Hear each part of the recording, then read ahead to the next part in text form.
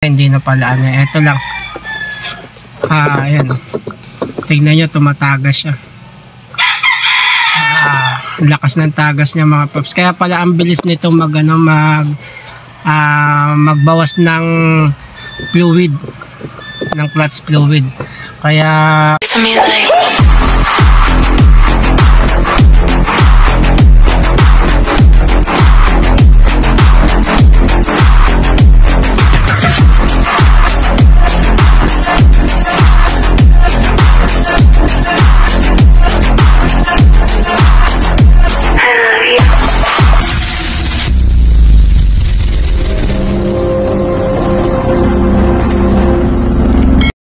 sa ating mga paps, dito tayo ngayon sa Labayani Garage dito sa North Fairview. Meron tayo ngayon dito Toyota Revo 98 model.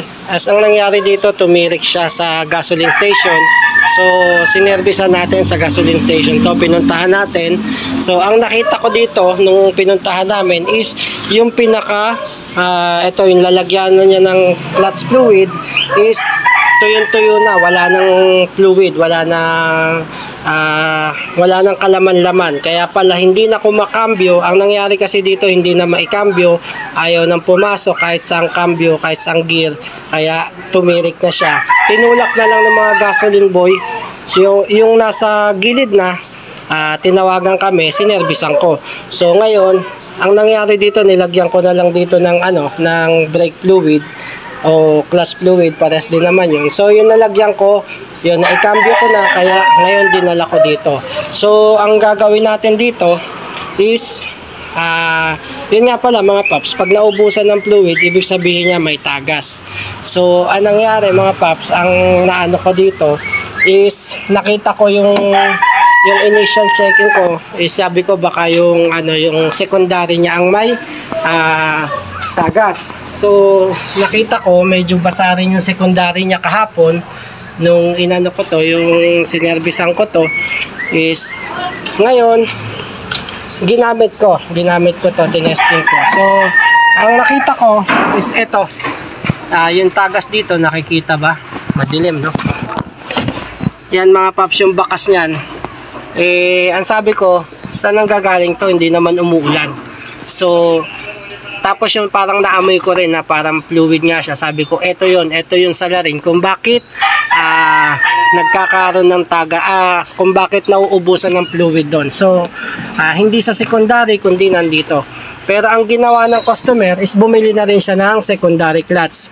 Kaya ang gagawin natin, papalitan natin tong master tsaka yung secondary. So dito yan, dito yan, yan, ilawan natin. Yan.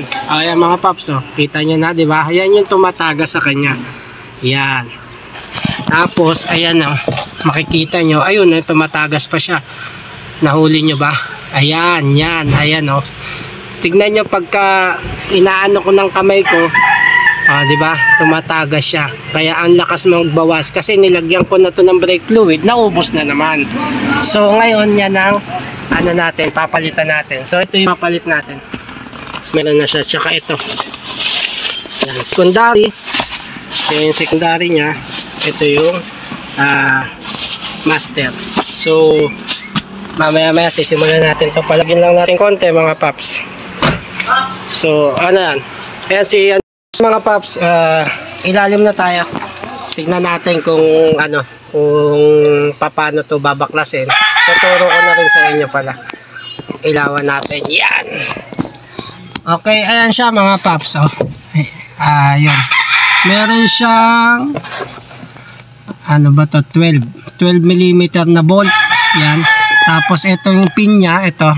Yan, tatanggalin natin yan kung walang kayo ng flies.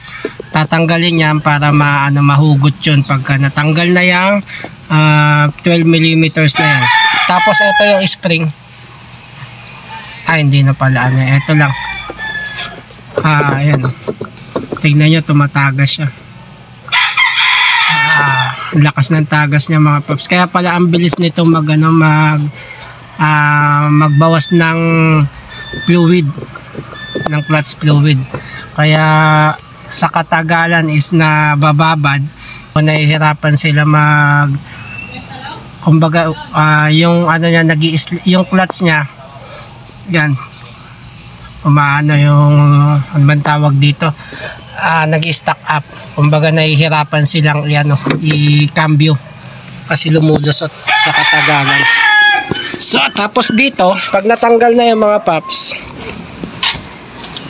yan, eto yan dito, yun dito, pag natanggal na yun tatanggalin natin itong ito tubo niya, yung meron siya ditong ano ba to 10mm yata to, oo, yan, tatanggalin natin yan. Tapos yung secondary din doon naman sa baba yun, ayun, mamaya papakita ko sa inyo yun. At dito muna tayo sa master. So ayan mga paps, natanggal na natin yung sa loob, ayan, nahatak na natin siya.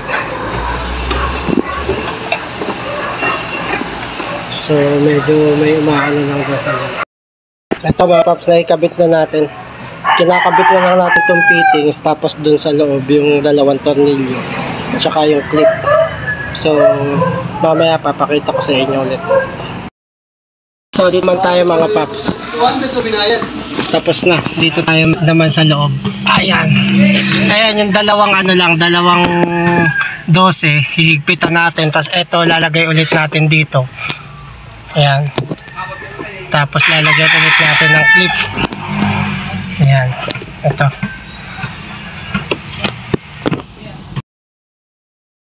Bigyan na natin ng yung clutch fluid dito sa baso, bibili natin siya. So ang pagbilid man, kailangan patapakan nyo yung clutch pedal, papabomba nyo yung taas baba, sabay papapervis nyo, yung papahinto nyo yung tapak, sabay luwagan nyo to para lumabas yung hangin. Okay, papagawa natin.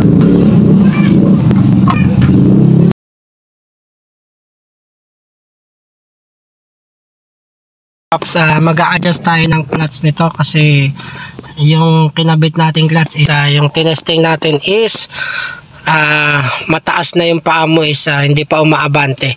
So nakita natin wala siyang play, ayan, walang play, kumbaga tukod siya doon, kaya i-adjust natin dito. Ito may bolt na 14 dito, ayan, yung 14 na yan, luluwagan natin yan. Meron yung kontrahan 14 din. Paano ba makita yan? Basta yan 14, tapos may kontrahan siya 14 din. Luluwagan natin yan. Pag naluwagan niya mga paps, iikot lang to sabay. Pagka may play na siya, tsaka natin higpitan. Okay. So okay na mga paps, itong Revo na to, na-i-adjust na natin yung clutch nya. Hindi na mataas yung tapak niya, kumbaga konting angat mo lang ng paa mo is aabante agad siya. Tapos ganun din pag the same thing, pag aatras ka, ayan, konting angat lang ng paa is aatras ka na, ayan, umaatras tayo.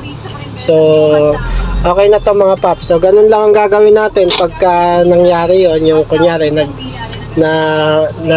ba tawag dito, naipit yung clutch natin o ayaw ng kumambyo kahit saang gear, is tingnan natin yung langis, baka naubusan. So pag ganun nga, pag naubusan is ibig sabihin na may taga sa secondary o sa hose o sa clutch master mismo. So mga paps, sana nakatulong tong video na to sa mga kung may magkakaroon kayo ng ganitong problema.